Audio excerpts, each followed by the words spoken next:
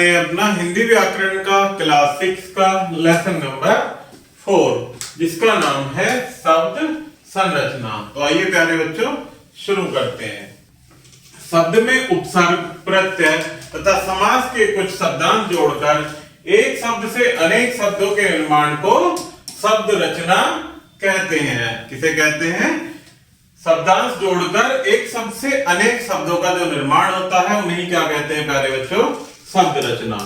वाक्य में शब्द का सही प्रयोग करने के लिए उसमें कुछ ना कुछ जोड़कर या परिवर्तित करके उसका कुछ अन्य रूप बना दिया जाता है।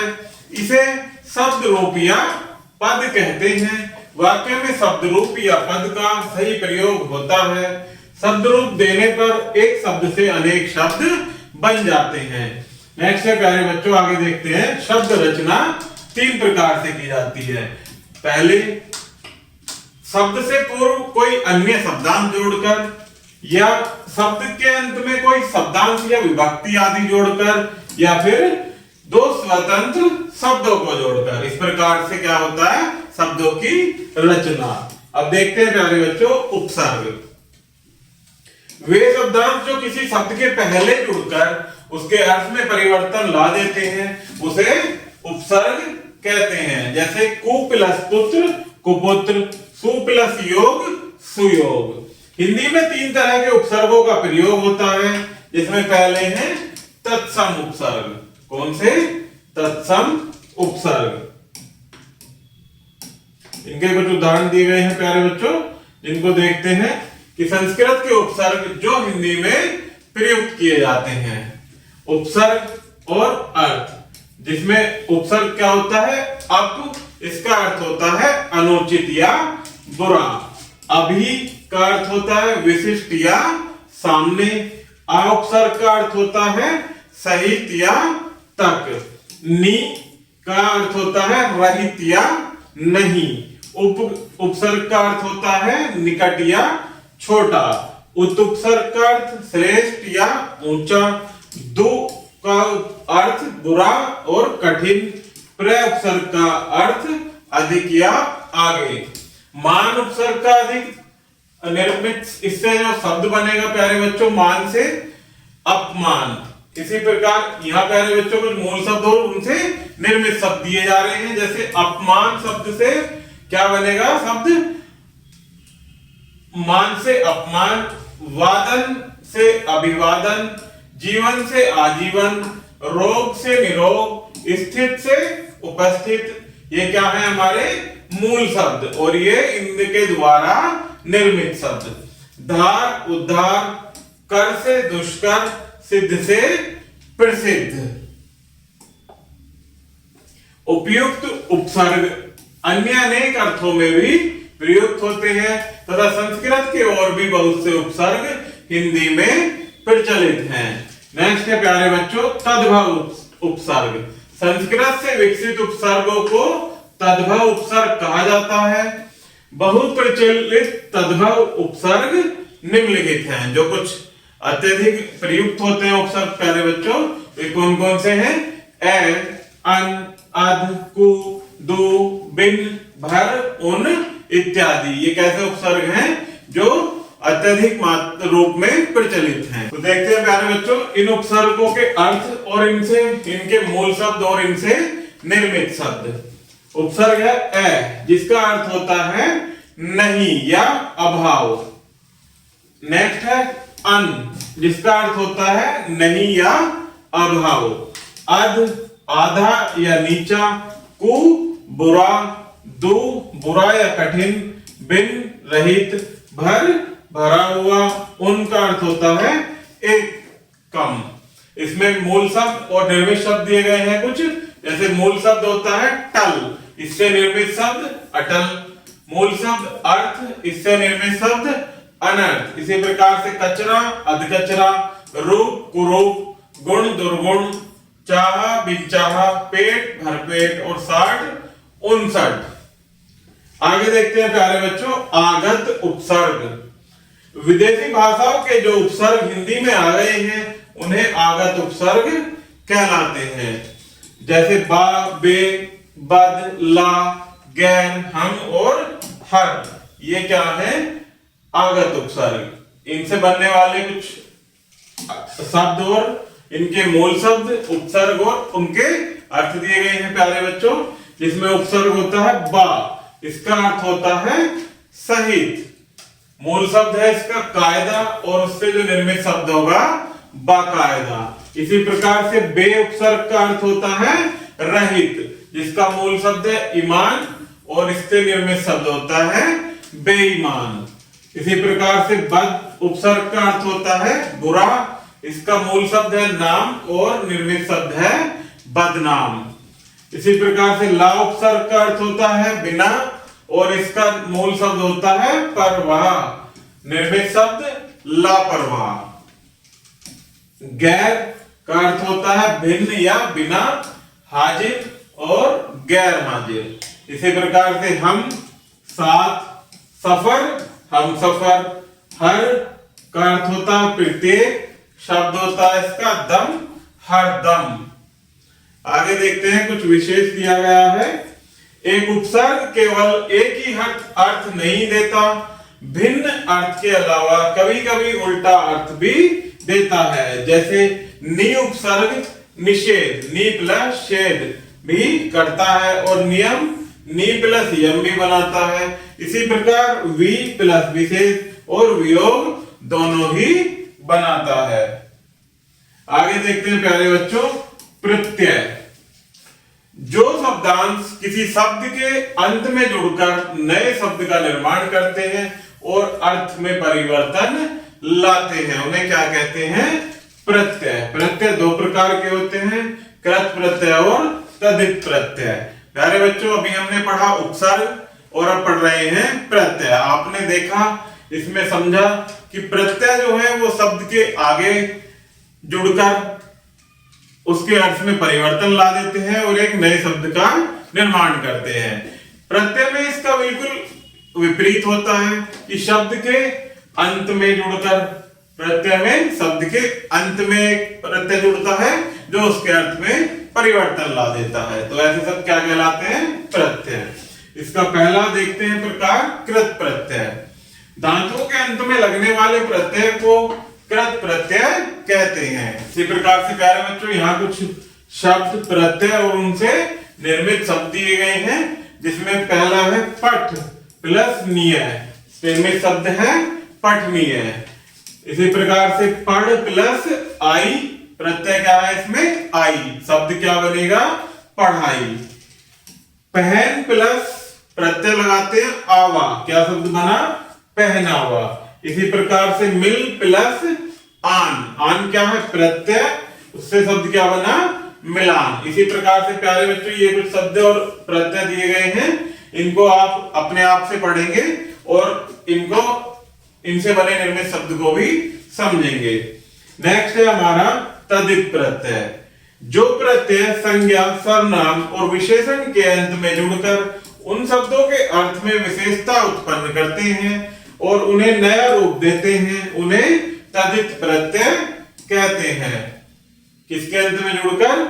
प्रत्यय, संज्ञा, सर्वनाम और विशेषण के अंत में जुड़कर। शब्द, प्रत्यय और निर्मित शब्द, जैसे कहानी प्लस कार, ये कार क्या है? प्रत्यय, इनसे निर्मित क्या शब्द बनेगा? कहानीकार। इसी प्रकार से नेक्स्ट है साहस, इसमें प्रत्यय इक जोड़ने पर शब्द बनता है साहसिक। इसी प्रकार से गुलाब प्लस ई, क्या शब्द बनेगा? गुलाबी।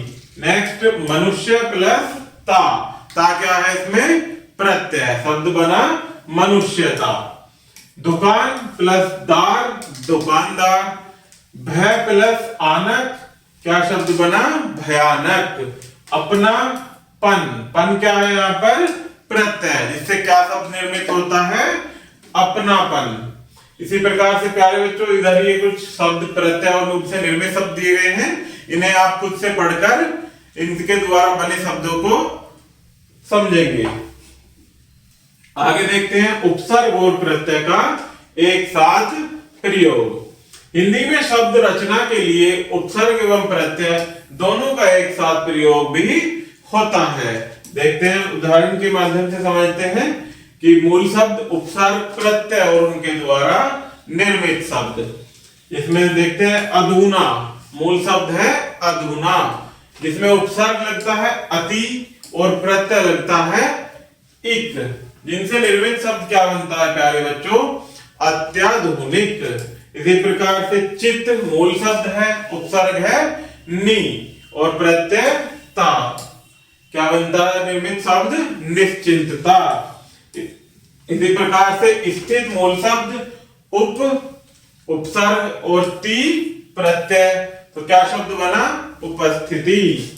इसी प्रकार से मान सम उपसर्ग है और इत प्रत्यय, तो क्या शब्द बनेगा, सम्मानित।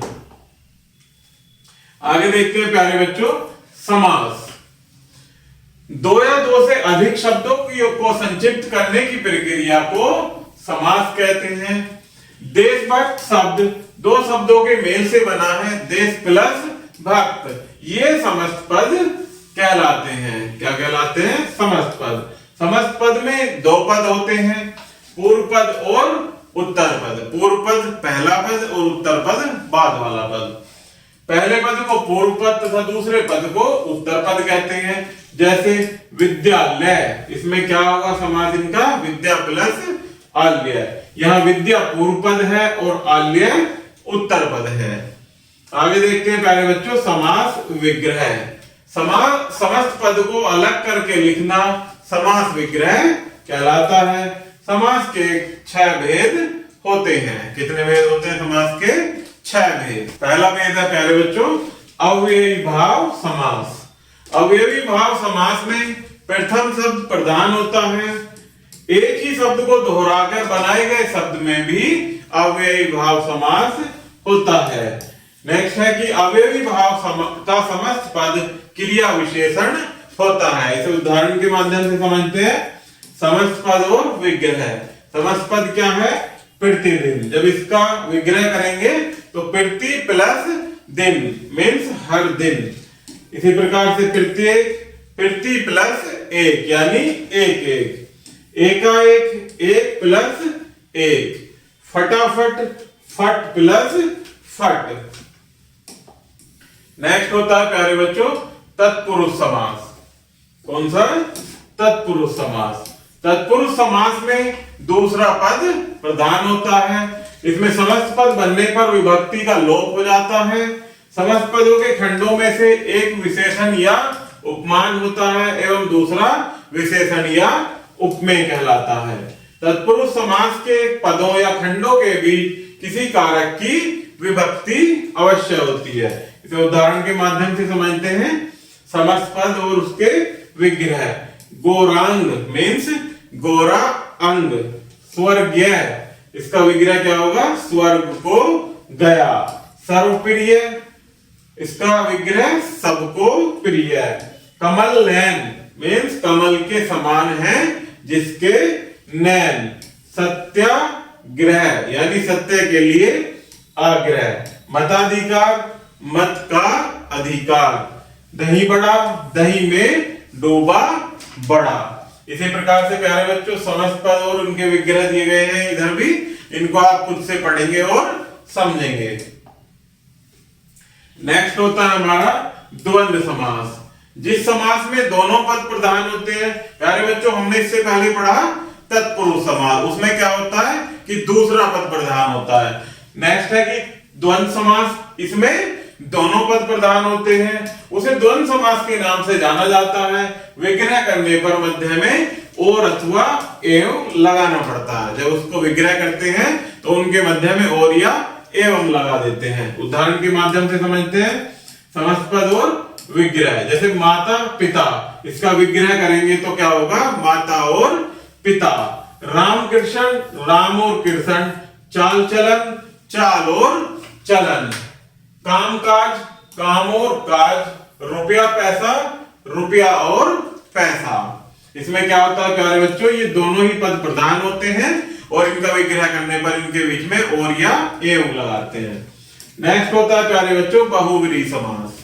बहुव्रीहि समास में कोई पद प्रधान नहीं होता। द्वंद्व समास में क्या था, दोनों पद प्रधान थे। तत्पुरुष समास में दूसरा पद प्रधान था।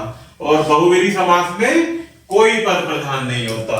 समस्त पद से प्राप्त होने वाला अन्य यानी विशिष्ट अर्थ होता है। उदाहरण के माध्यम से समझते हैं कि त्रिनयन मतलब त्रि प्लस नयन, इसका अन्य अर्थ क्या होगा?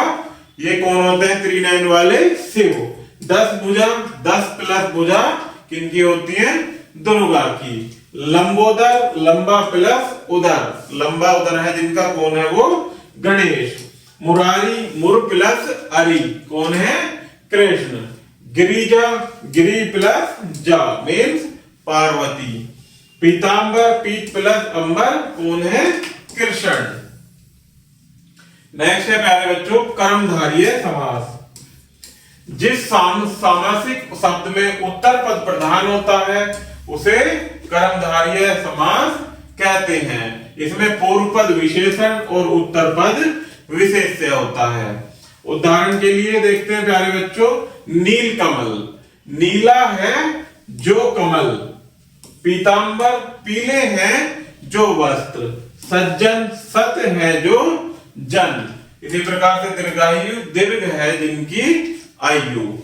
नेक्स्ट है द्विगु समास। जिस सामासिक शब्द का प्रथम पद संख्यावाची होता है और अंतिम पद संज्ञा हो, वो कौन सा समास होता है? द्विगु समास। जैसे उदाहरण के माध्यम से समझते हैं, त्रिदेव। त्रिदेव मतलब पहला इसका पद क्या हुआ? संख्यावाची। त्रि मीन्स 3, कौन होते हैं वो? 3 देवताओं का समूह। तिरंगा यानी 3 रंगों वाला। सप्तऋषि, 7 ऋषियों का समूह। त्रिदेवी, 3 वेदों को जानने वाला। आगे देखते हैं प्यारे बच्चों कर्मधारय और बहुव्रीहि में अंतर। पहला अंतर होता है कि कर्मधारय में दूसरा पद प्रधान होता है और बहुव्रीहि में कोई पद प्रधान नहीं होता। कर्मधारय के पदों में विशेषण, विशेष्य या उपमान, उपमेय का संबंध होता है। बहुव्रीहि में दोनों पद मिलकर प्रसंग के अनुसार अन्य विशिष्ट अर्थ प्रदान करते हैं। अध्याय संक्षेप। शब्द के पहले जुड़कर उसके अर्थ को परिवर्तन करने वाले शब्दांश उपसर्ग कहलाते हैं। शब्द के बाद जुड़कर उसके अर्थ को परिवर्तन करने वाले शब्दांश प्रत्यय कहलाते हैं। उपसर्ग कहाँ लगाया जाता है? शब्दों के पहले, और प्रत्यय शब्दों के बाद में। प्रत्यय 2 प्रकार के होते हैं, कृत प्रत्यय और तदित प्रत्यय। 2 या 2 से अधिक शब्दों को संक्षिप्त करने की प्रक्रिया समास विग्रह कहलाती है। नेक्स्ट है समास के भेद। समास के कितने भेद होते हैं? 6 भेद। अवयवी भाव समास, तत्पुरुष समास, द्वंद्व समास, बहुव्रीहि समास, कर्मधारय समास और द्विगु समास। तो प्यारे बच्चों इस प्रकार से हमारा ये लेसन यही समाप्त होता है। आशा करता हूं कि आपको यह वीडियो जरूर पसंद आई होगी। धन्यवाद।